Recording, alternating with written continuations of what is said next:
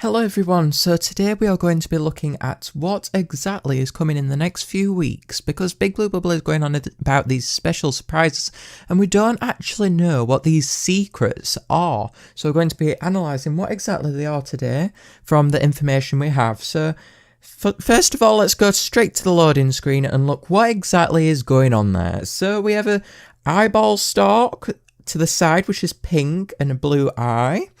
So that's probably one monster, but then in the loading screen for the O, we also have a green eyeball. So obviously something different is going on here, but then again, we have some wings popping out at the bottom, which are kind of orangish, yellowish, and then up above we have a wing. So I don't know what exactly these are, no one knows currently, but we can analyse what exactly Big Blue Bubble has put and possibly make some kind of conclusion on what exactly is going on here.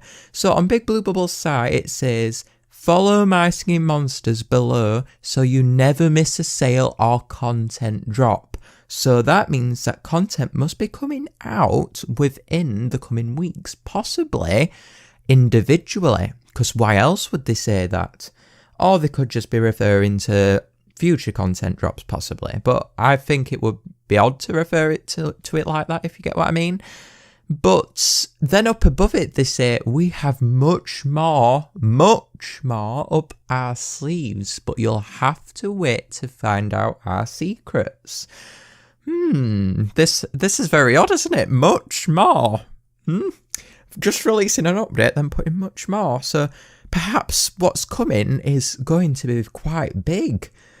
Then in game, if we have a look, it says new update, doesn't it?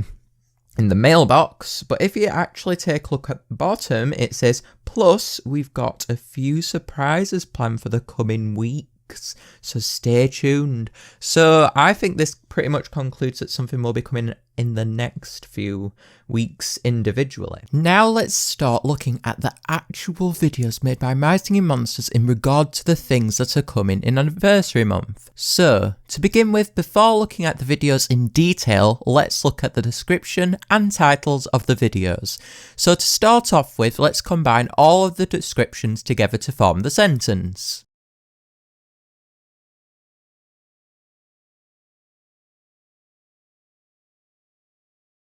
This reveals a recorded interview with Dr. Warden E. Spirit. The interviewer's name highly resembles the decoration of the Spirit statue, which according to the game hasn't ever been seen by anyone. But yet this Warden E. Spirit is named after it, so perhaps he knows something about the spirits. Anyway, perhaps this is something to do with what's happening here, because it is a bit odd that it'd just be named Spirit and then nothing to come from it. Next, before combining what the titles mean, I'd like to clarify what's going on in each title. So first of all, the first part of every title refers to the YouTube upload segment. Then the month, day and year, which is covered up with, as part of that, is put in the title. For example, it says MM for month. Then the month, date and year is followed by a piece of binary code. When the pieces of binary code are put together, it reveals S, P, C, E, I. However, when we actually look at the videos, we can work out, based on their endings, that the order of the videos was uploaded in was actually incorrect. So, for example, one video says something at the end which links to another video. So from doing this, when they are placed in the correct order, the binary code actually forms EPICS. Perhaps this could be the name of a new monster type or something they are classed under, like how supernaturals are classed as wobblins on Wobbling Island when they are actually supernaturals. The monster we discussed earlier on the loading screen, or monsters, are likely the EPICS that are going to come. Now that's cleared, let's go and look at what precisely the video shows about these EPICS. Roll the clip, and then we can get to the analysis machine. I have proposed many times before. My old technology at work here supposes a much larger array of permutations than we have recovered. I believe that even through regular means, we will eventually begin to see rare breeds through dormant prophecies waiting to be activated. Now, is breeding the only cause to this activation? We cannot say for sure, but I don't think the environment is given enough credit. We are able to explore areas that we were never able to before. We've advanced our capabilities and overcome so many obstacles. And yet, so much is still out of reach. It's my hypothesis that as we venture further than ever before, as climates and landscapes become more and more extreme, we will find suitably extreme life forms. The adaptations in these environments must lead to new varieties in order to incorporate variables that we have never even considered. I believe the term monster's a bit of a misnomer. Yes, some of these musical beings can be a bit shocking to the eyes upon first sight, but what creature isn't? The fangs of a tiger. What creature isn't? The fangs of a tiger, the height of a giraffe. Would these not be considered monstrous when first discovered? We now look at these creatures as things of beauty, with qualities to be admired. And I think we are knowledgeable enough, as a species, to appreciate the same could be said for our new friends. They are less monsters and more marvels. Do you feel as though you've seen everything there is to see in our world on this earth? Of course not. And we are talking about an entirely new world, only recently uncovered. We can only imagine what's out there to discover. No possibility can be ruled out any longer.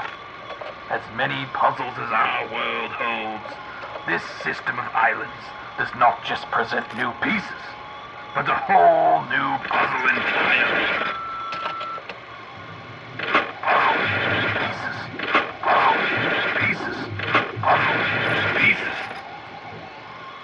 Straight off the bat, from listening to these clips, the sentences fangs of a tiger and height of a giraffe make me think of mythicals.